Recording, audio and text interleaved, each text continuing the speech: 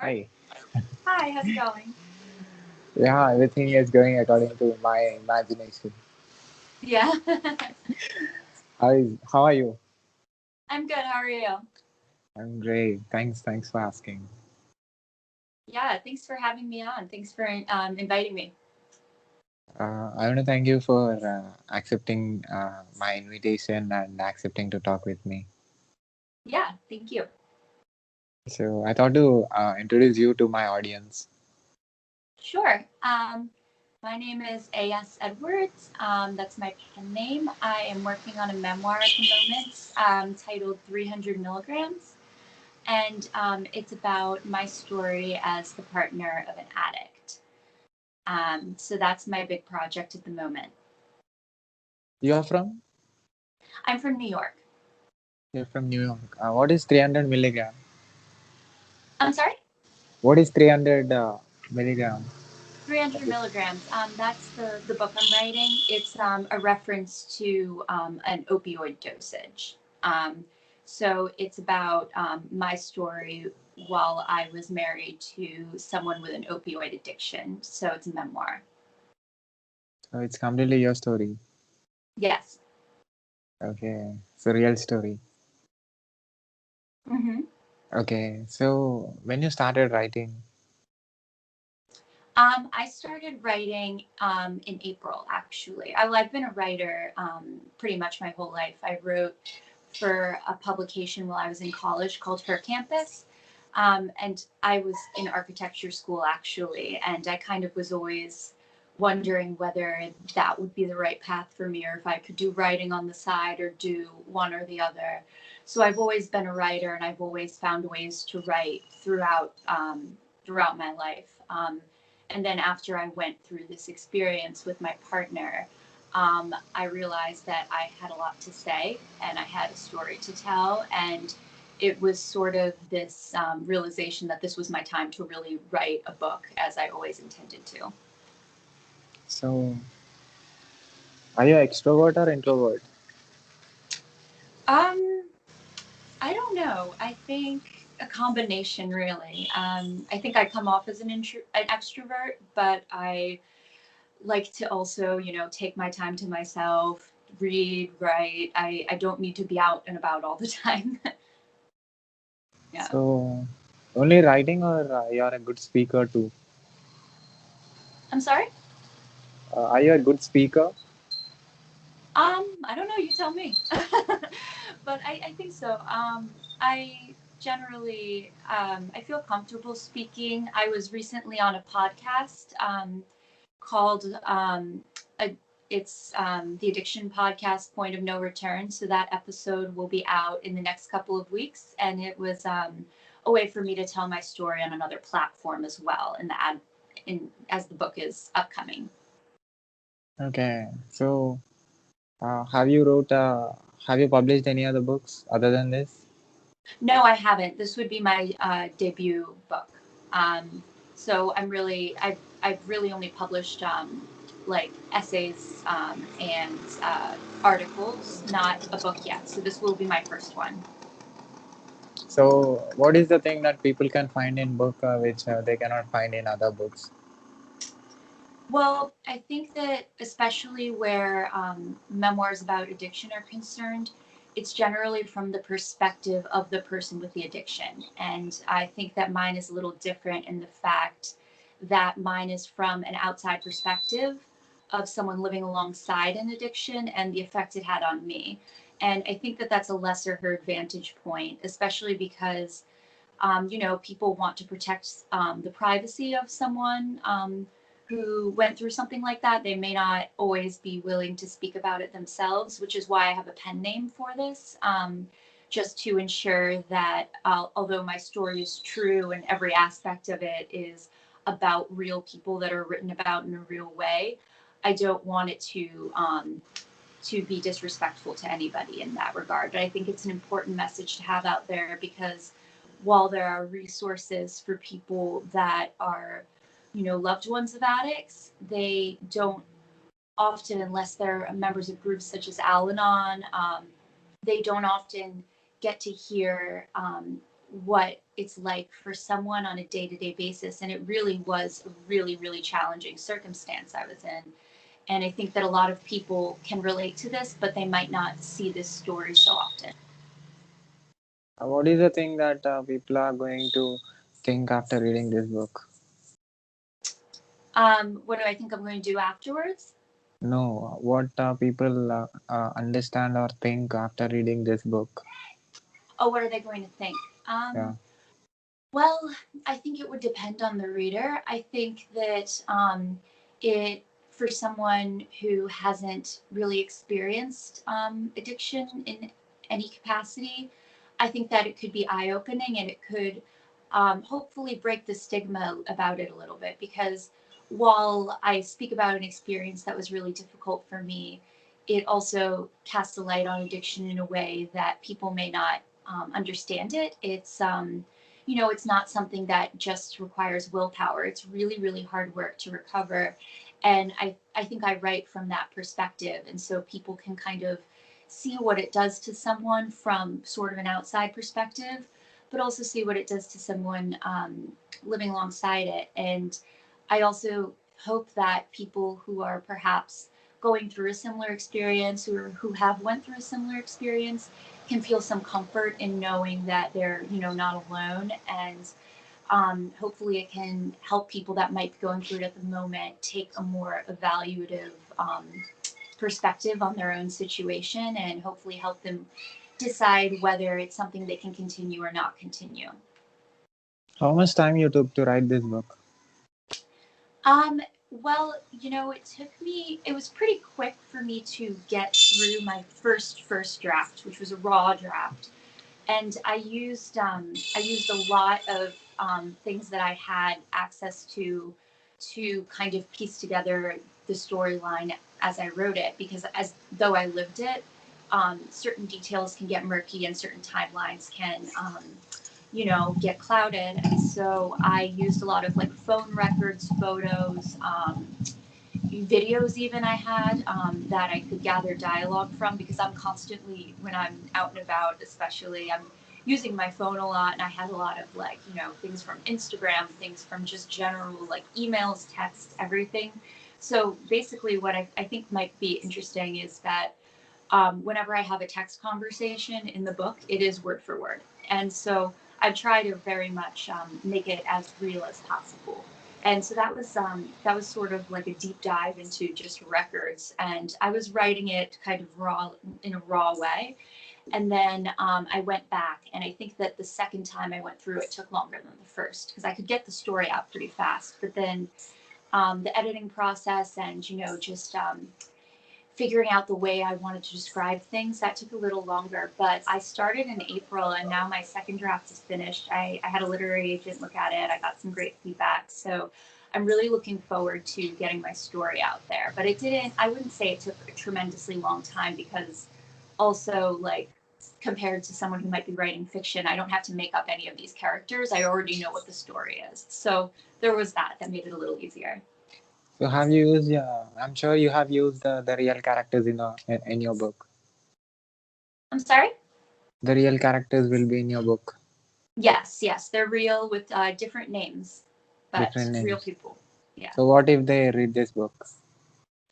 Well, actually, some of them have already. My mother has read it. A lot of my friends who are in it with their different names have read it, and it was eye opening for some of them, and they all are really supportive. But they didn't know everything about my circumstance while I was living it, and so it was definitely, it was weird for them to read, but they gave me some really wonderful feedback, and I really appreciated that from them. What is your intention to write this book? What do I think? Sorry. What is your intention? What is your intention to write this book? Well, my intention is, I think that, part of it for me was really, it was cathartic and sort of therapeutic. It was helpful for me to take a step back from my experience and look at the fuller picture and write about it. Because when you're in a circumstance like that, where, it's just there's a lot of lies. There's a lot of really trying, challenging situations that make it really difficult for you to see the position you're in clearly.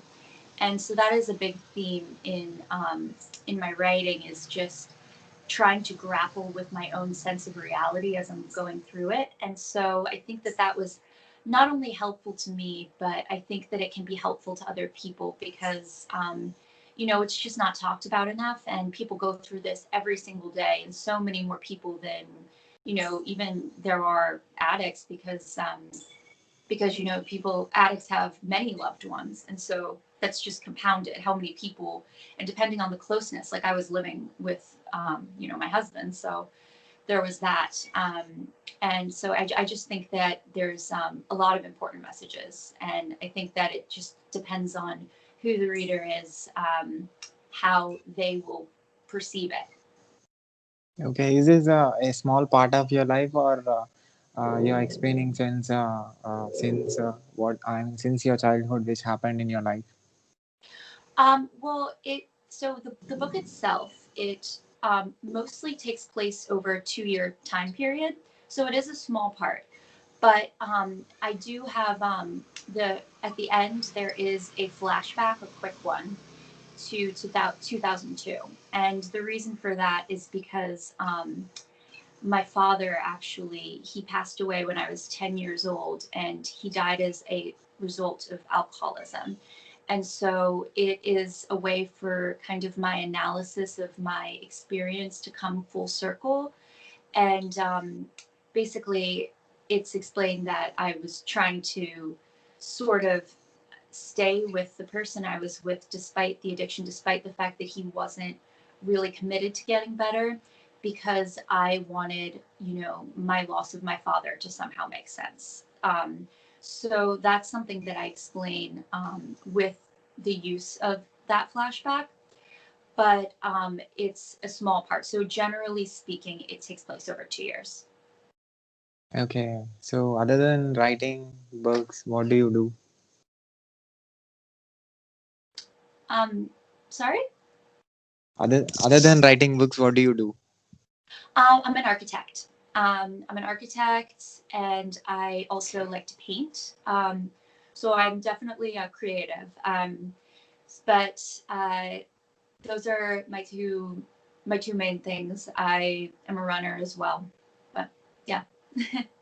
So, uh, you wrote a real story. So, can I say that you are more into the reality but not into the imagination? I think that in terms of plot line, you're right. But there there is some imagination to it, especially when it comes to um, I like to use a lot of metaphors when I write, and I think that that requires kind of, using some of your imagination to say, how can I relate this real experience to something that is imaginative but can help convey the point I'm trying to make. So, you said you are a creative person. So, what are the things that you will, express in in different parts of the day as a creative person? How will you express and what you will express?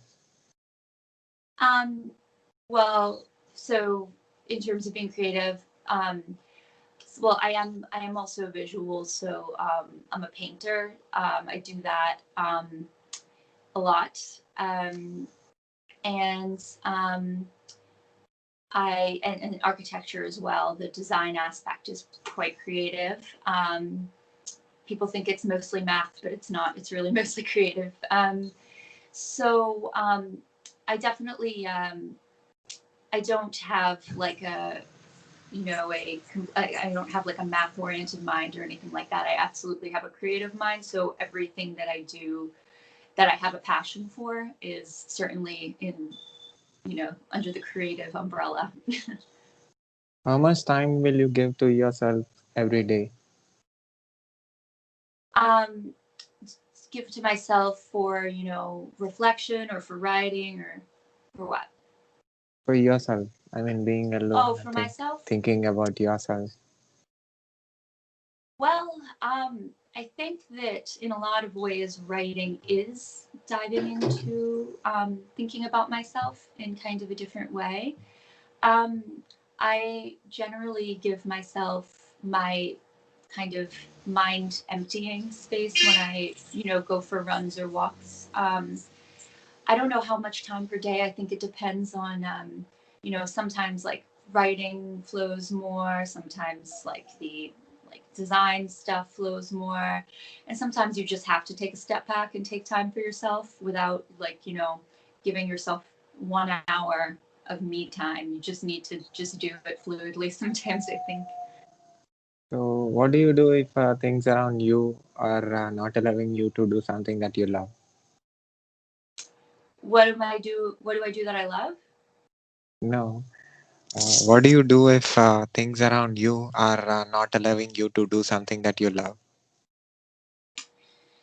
Um, well, I generally try to, take a step back. I mean, sometimes, especially, I'm sure a lot of other writers can relate to the idea of feeling stuck sometimes. And so I think that the best thing to do is not always to force it, it's to remove yourself for a minute, just kind of gain some perspective. And, I think that everyone has their days. I think that mostly it's like your own self that's really preventing you from doing things sometimes. And so I think that, sometimes you just have to tell yourself you're just not having an on point day. And sometimes you just need to retreat a little and then come back to it when you've, regained some perspective, I think. So, are you good in communicating? I hope so. I think so. Yeah. Um, yeah, I mean, that's so much of being a writer is communication. And I think that I can do it pretty clearly. And I hope that when my book comes out, you'll agree. Are you good in expressing your point of views or your thoughts using your facial expression? I don't know. Facial expressions. I'm not often looking at myself as I'm speaking to people. I've not really thought about that. Why? What do you think? And in the first 10 minutes, you are very serious. That's why the reason I'm asking. Oh, okay. Yeah. Yeah. Mm, okay. Yeah. So, reading, writing, I mean, sorry, writing and um, speaking. In which way you are good in conveying your thoughts or conveying your message or conveying your imagination to the world? Well, I think that writing is where I feel probably most comfortable because there's room to edit, there's room to step back and to reconsider what you're saying and how you're saying it. Whereas with speaking, it's so much more spontaneous. So I think that the thing about with speaking and interviews, podcasts, etc., um, you're having a repertoire with someone, so it changes what you might say if you're just kind of rambling, you know, writing or giving a speech or whatever it is. It really changes that dynamic. And there's certainly just you're speaking off the cuff, and so I think that sometimes that changes the way you might convey something is just really much more off the top of your head versus writing, which can be a lot more painstaking and edited.